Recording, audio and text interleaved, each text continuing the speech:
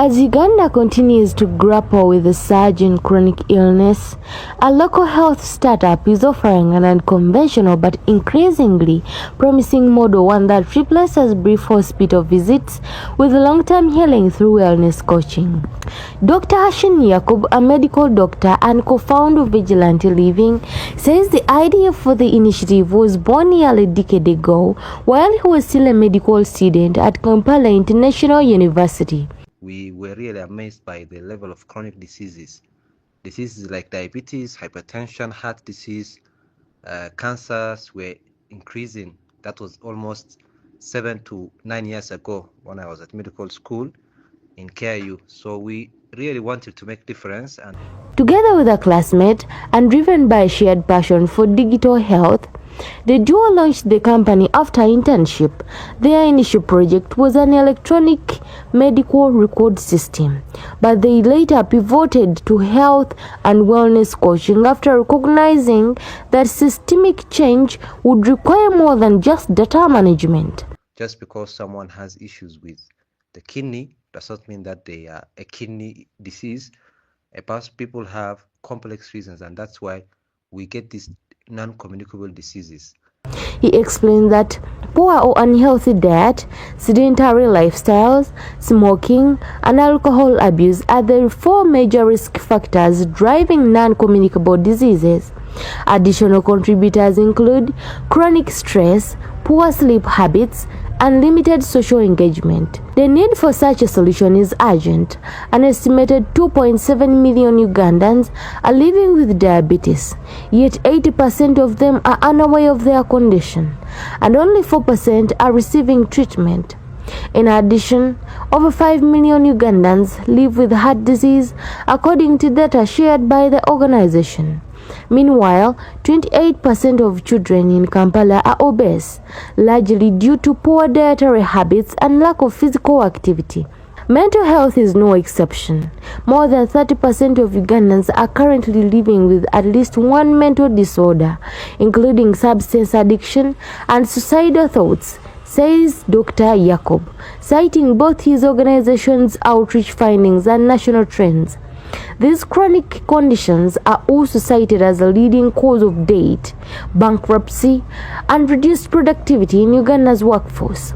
Most health centers at level 3s and 4 still lack basic diagnostic machines, laboratories, and machines for NCDs.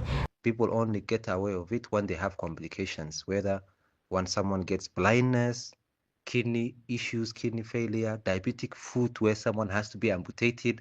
Same thing with hypertension. Health coaching, the company's chosen tool, tackles the problem from the ground up. Certified coaches work with clients to set realistic goals, such as carving out working time for a civil servant or introducing fruit-only meals into a tight family budget, and then keep them accountable over months, not minutes. It's because lifestyle change is not just something you instruct, it is a psychological issue which has to be changed. And even on top of that, there are also social dynamics. So a health and wellness coach is a healthcare professional who understands that psychological tools and who often listens to the client first, not just tells them what to do. So they first get information from the client, the patient, and then they use that information to personalize the treatment. Affordability is also central to the approach. Memberships cost between $3.50 and $10 a month, and health coaches receive 1/3 of each subscription as payment.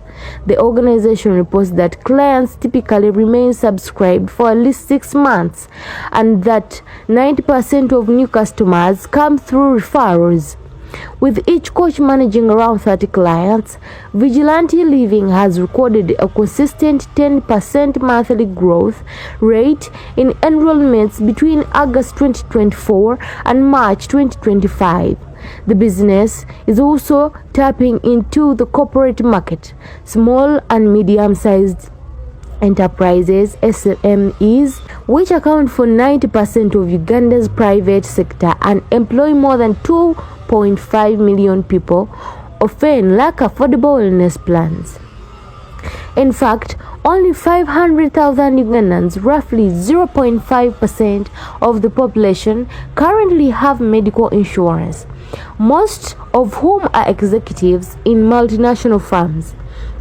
Meanwhile, out-of-pocket health expenditure in Uganda remains high, standing at 31.25%, with government funding accounting for only 22.53% and insurance a mere 3.11% of health spending.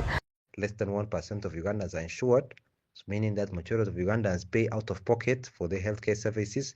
And the bad thing about these non-communicable diseases is that they are chronic, so they either lead to bankruptcy or even death. To change this, Vigilant Living is working with the Insurance Regulatory Authority of Uganda to create new insurance models that reward healthy behaviors. I met a lady who told me how she was given a 50% discount when she came from South Africa to Uganda just because of how she got points for being physically active and doing other lifestyle changes. So that is what we are trying to do, and that's a model which we will replicate and scale all over East Africa and other African countries. The long-term goal is to provide affordable technology-supported coaching for both insured and uninsured populations across Africa. Uganda currently spends 4.67% of its GDP and 4.88% of its total domestic budget on health, yet chronic illness continues to be the leading cause of death. The Ministry of Health's strategic plan includes a target to reduce premature deaths from non-communicable diseases by 1/3 in the next decade. These diseases kill people in their 30s and 40 years. Vigilant Living, and our purpose is to increase longevity, living long, productivity within the community as well as organizations, and lastly, meaning, whereby people find meaning and satisfaction with their lives. Martha Namono for Science Television News.